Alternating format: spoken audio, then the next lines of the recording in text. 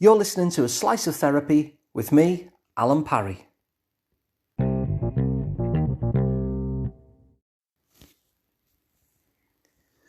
So the other week, I fixed my dishwasher. Now, I've been telling everybody this because I'm not the handiest person. So the idea that I would fix my dishwasher myself is kind of a news story, really, to those who know me, because it's not something I would typically do. And yet I did. I fixed my dishwasher. I took the side off it and I found the problem. The problem was a blocked pipe. And I cleared the blocked pipe. And lo and behold, I put it all back together, tested it out, and my dishwasher works again when it didn't work before. Now, I'm not telling you this to boast that I've fixed my dishwasher, although I am a little bit because it's not something I would normally do. So, I did fix my dishwasher. But the real reason I'm doing this is because this is how we often deal with problems, isn't it? We'll find out what's the cause of the problem and we will kind of clear the tube as I did on my dishwasher, and then we solve it. And this is how mechanical things tend to work. It's not working. You find what's getting in the way of it working. You fix it at the source. You fix the problem, and then it works again. And this is a good thing, obviously, that we've got this model for fixing mechanical problems. The issue is sometimes it doesn't work so well when we transfer over to life, to human beings. Human beings are much more complicated than mechanical things. We're not robots where it's just a particular part that we need to identify. Oh, that part's gone a bit rusty, let's replace it and everything's okay. And so in terms of our lives, the mechanical model of where you look for the cause of the problem and then fix it doesn't always work out quite so well. For a number of reasons. Sometimes it's really difficult to locate what the cause of the problem is. I mean, sometimes it's not. Sometimes it's fairly obvious, in which case that mechanical model can be helpful. But a lot of the time, the idea that the solution and the problem are related can actually get in the way. You see, the solution is what we want, and the problem is the thing that's kind of blocking our path, if you like. And so with the mechanical world, the problem and the solution tend to be related. The problem is that my dishwasher pipe was blocked. The solution is unblock the pipe. And hey presto, it all works again. But in life and with humans, the idea that the problem and the solution have to be related in the same way, well, it can sometimes be true as well, of course. It's a more limited way of looking at the issue because very often the solution doesn't have anything to do with the problem at all.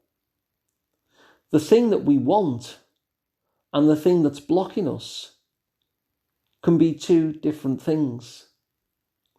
So let's take an example. Let's say you've got somebody in the music industry. Let's say they write songs and they want them to release an album. But the problem is that they can't get a record executive to give them a recording contract. So that's the problem. So the solution is that they have to persuade a record executive to give them a recording contract. But in actual fact, that's not true, is it? Because lots of people are releasing records under their own steam. Lots of independent artists have even set up their own record label and they publish their own music and get it out there and even build a fan base, whether the record executive gives them a recording contract or not. And so you can see in that situation there that the problem and the solution are not related.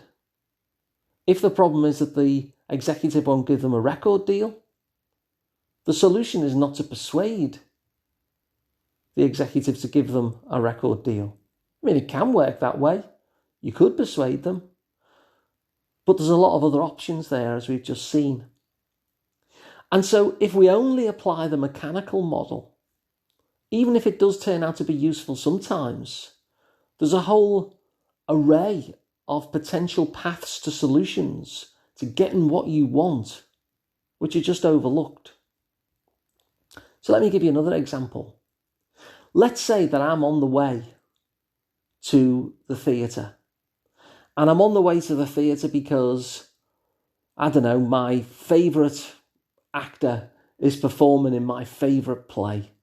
And I'm desperate to see it. And let's say I've had to really work hard to get tickets for it because they're like gold dust. And there I am driving to the theatre. And I'm in perfect time, but then lo and behold, the car breaks down, as cars are sometimes wont to do. Now, given that the problem is that the car has broken down, then applying the mechanical model, I'm going to have to open up the bonnet and fix the thing in order to get to the theatre on time. But the thing is, if what I'm really wanting is to get to the theatre on time, given that I know very little about cars, and given that calling out a breakdown service is probably going to leave me waiting in the street for a couple of hours until they show up, I'm not actually going to get to the theatre on time if I just apply the mechanical model and try and fix the car. My problem is that the car's broken down, but my solution is to get to the theatre in a different way.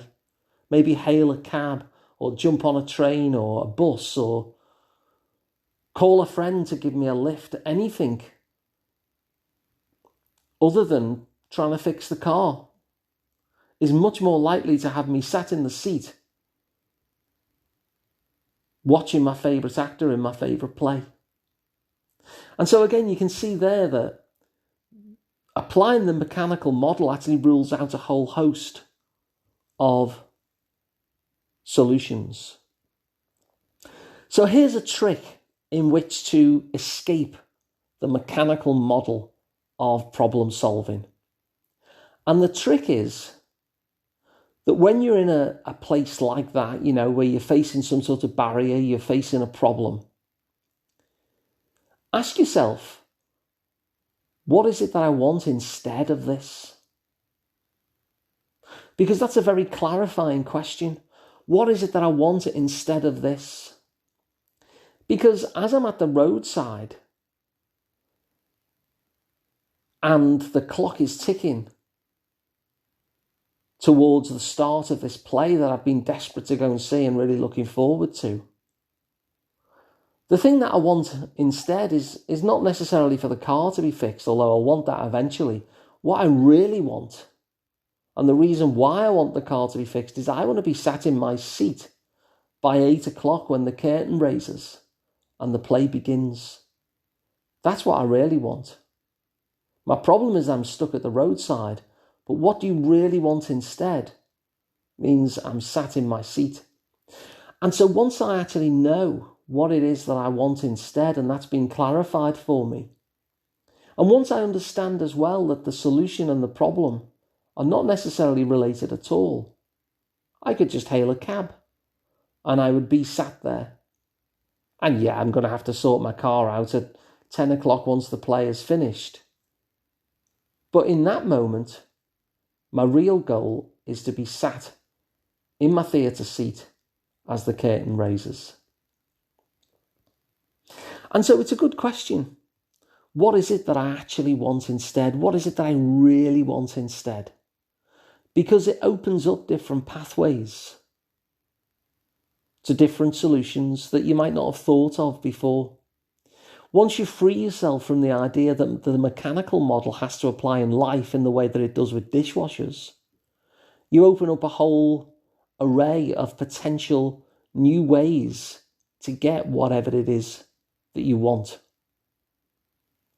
And so if you like this idea, then please share the podcast so other people can benefit from it as well. You can subscribe to the podcast for free wherever you get your podcasts. And of course, you could work with me directly one-to-one I'm Alun Parry, and you'll find out more at liverpoolpsychotherapy.co.uk. So thanks for listening, and I'll be back again tomorrow with another one.